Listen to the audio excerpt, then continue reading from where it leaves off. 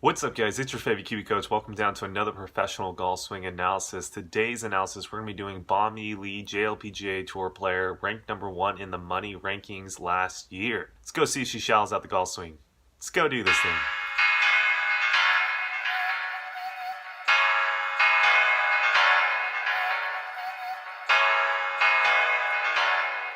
So welcome back to the channel, guys. So we've been doing a lot of professional golf swing analysis from the Japanese players. So again, leave a comment below. Let me know if you guys like these types of videos. I know this is the American channel, so we will be doing more American golf swings here in the future, as well as just other content regarding the golf swing. So stay tuned for all that stuff. We got a bunch of content coming up. For everyone who's new to this channel, again, Mike's OG Academy, we're all about golf instruction here. I mean, we have a lot of our followers and subscribers on both of our social media platforms really kind of struggle with just getting better and implementing motion. So what we've been trying to do with this channel is give you guys all the little tiny details, plus kind of just motor learning patterns and just all the information I think you guys need to know to get better at your guys' golf game. So if you guys haven't already, hit that little red subscribe button. You guys will be notified every time we drop a video.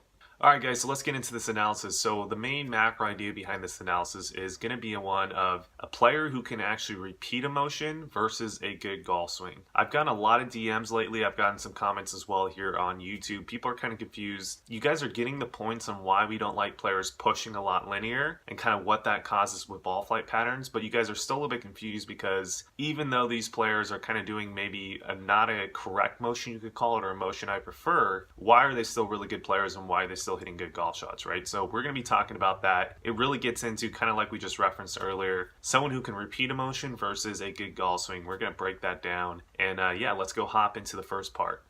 So we got Bomi Lee here. We got her from the face-on view, down the line view. She's hitting driver in both of these videos. Let's go first get into the first part where we kind of talk about, does she shallow out the golf club? Because I know a lot of you Japanese golfers out there are still a little bit confused on this. Some people don't think that the Japanese shallow the golf club at all. But I'm kind of here to tell you that every single Japanese golfer that we've seen currently so far shallows out the golf club, right? And what is shallowing? Well, shallowing is that club head falling slightly behind the hands in transition, right? And let's go kind of show you that Bomi is definitely no exception to that, okay? So let's go zoom in here.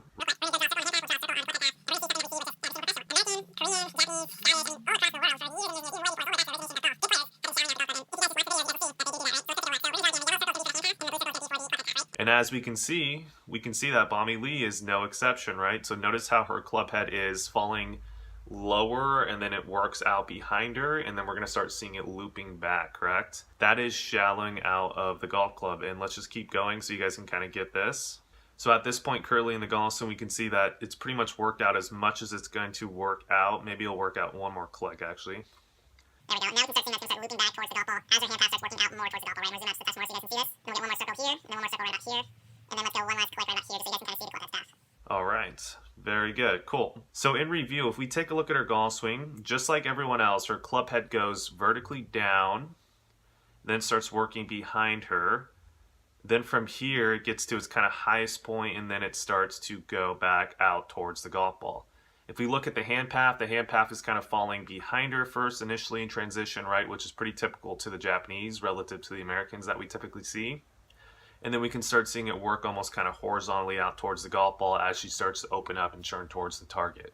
So that is shallowing out the golf swing in transition. Again, it's the club head falling behind the hands. Now, there's different styles of shallowing. There's early shallowing, there's late shallowing, there's shallowing very, very late shallowing, which usually tends to get the higher handle. We see that with kind of more so the early extenders. But again, shallowing is technically just the club head falling behind the hands of transition. Some people, like we just stayed with that last little subject, some people think shallowing of the golf club is later in the golf swing. That's kind of shallowing out the golf club. Now, let's get into the macro talk behind this, right? So if we go look at her face-on view, we can see that she has the typical Japanese downswing move, right? So she kicks that trail knee. Watch that trail knee. Actually, let's zoom in real quick. So the trail knee is kicking internally. The lead knee is externally rotating slightly, right?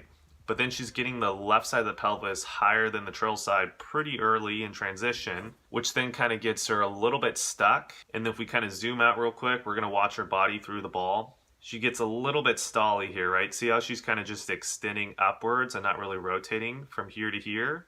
And then as her pelvis line goes back down, which watch that pelvis line go down, then she's able to start churning through the shot, right? So You guys, if you've been watching my videos for a while, you know that what that tends to cause are players to lose stability in the club face, as well as players start getting swing direction maybe too far right. They start struggling with big blocks and big hooks. But here's the case, right? Why are these professional golfers who have these motions still able to hit good golf shots, right? So it goes back to kind of the four swing elements, and this is why I think our seminars is so important for you guys out there, because it kind of breaks down the golf swing at a little bit easier level, because I know there's so much information out there on YouTube right now, and there's so many swing methods out there right now that it can get really confusing to keep up with, and you guys are out there trying to figure out which one is best for me, right? Which swing method should I use? And that's why we created our first seminar, which talks about the four swing elements to a good golf swing. So let's kind of go over them real briefly. So the first swing element is contact, then we got curvature, then we got trajectory, and then we got distance control, right? If you can have all four of those swing elements, you can be a really good golfer. And that's what you tend to see that the professional golfers have. They have those four swing elements. Now, whether they use the method I prefer or a different method, it doesn't really matter. As long as you can control those four elements relative to how good you want to be as a player, you can still play pretty good golf, right? So let's go into contact. So what do you have to do to have good contact, right? Well, typically we're talking about players that are going to have less kind of this motion, back and forward linear, as well as forward and back, right? So you don't see the body moving in excessive amounts, right, with the better players. Now, also what you don't see is you don't see players have really bad wrist angles, right?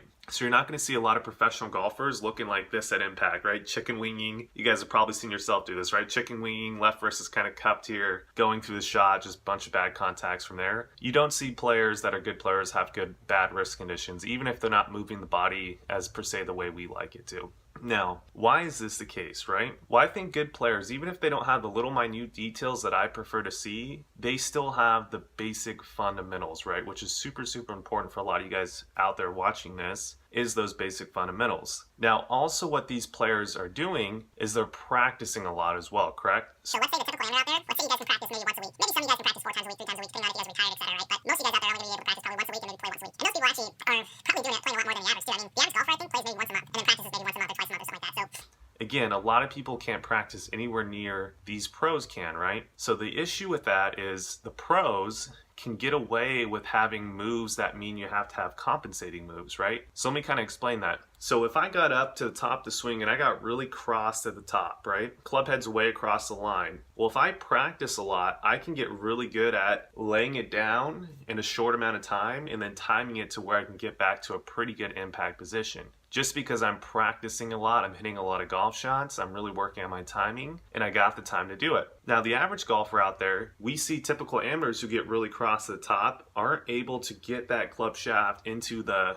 slot or back on plane in a short amount of time and do it consistently, right? So we tend to see them really struggle with that. What's the main reason why they struggle with that? Well, first off, most likely they're not as athletic as the professional golfers, right? So they don't have control over the body as well as these professional athletes. And then one of the main reasons would be they just don't have the time to practice it, correct? So you got to keep that in mind. And that kind of brings up the argument of, are you a good golfer? Can you repeat a motion? When I think of a good golfer in terms of golf swing, I'm talking about, can you repeat a motion consistently, no matter how crazy it is? Or should you have a good golf swing? Which means, for me, a good golf swing is a golf swing that has little moving parts, getting into positions where you don't have to move around a lot to kind of get back on plane or into the slot. And then obviously not having excess movements to where you got to time certain releases and a bunch of movements, right? So let's take a player like me. I'm pretty athletic, right? I've played sports my whole life. I've had probably lots of hours training with golf as well. So I can make crazy swings. Like I can go out there and do a Happy Gilmore swing and hit it pretty well. I can hit it pretty much in the sweet spot almost every time and hit it pretty straight, right? Now, the argument is, could an amateur golfer do that who doesn't practice as much or have practiced as much or even is as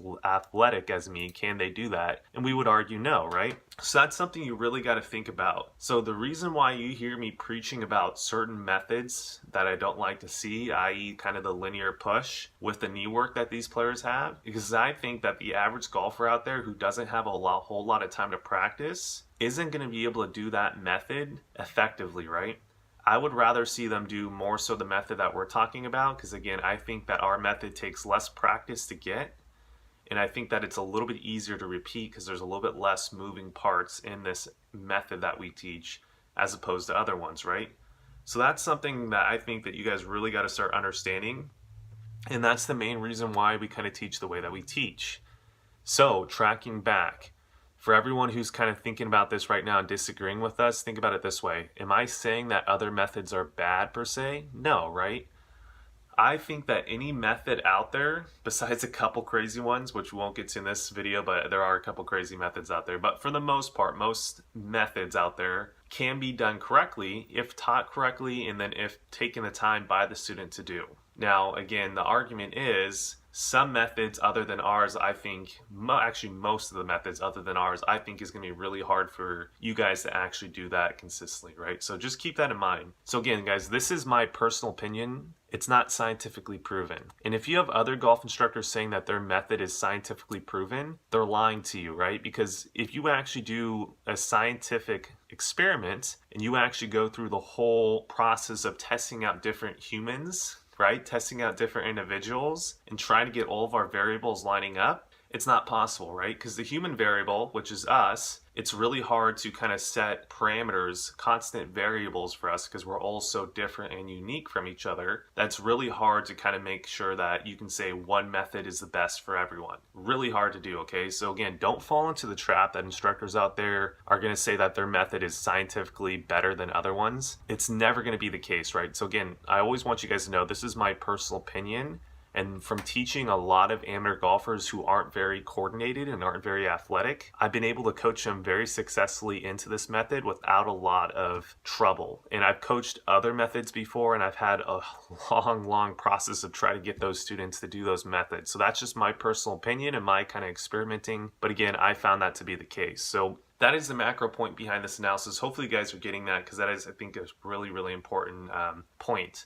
So again, this analysis is going to be a little bit different than the other ones. We didn't get so much into kind of swing technique. We kind of just talked about a basic idea, which I think you guys, especially the Japanese, because I know the way that you guys market over there, the teachers that you market about, or how they market, is that They are the best method because it's scientifically proven. That's just not the case, guys. Ask them who peer reviewed them, ask them what their variables were, ask them how they set their experiments, and you're going to find out that they're not following the scientific method, right? So therefore, it can't be scientifically correct. So why are they marketing that way, right, is the question. That's what you guys have to ask yourself, and that's what you guys need to know. Alright guys, so anyways, if you guys like this content, make sure to leave a comment below. Give this video a like, give it a share if you think this is valuable. We'll see you guys next time, and yeah guys, don't fall for that tricks. Just don't fall for them, man. You guys are better than that. Come on, let's go.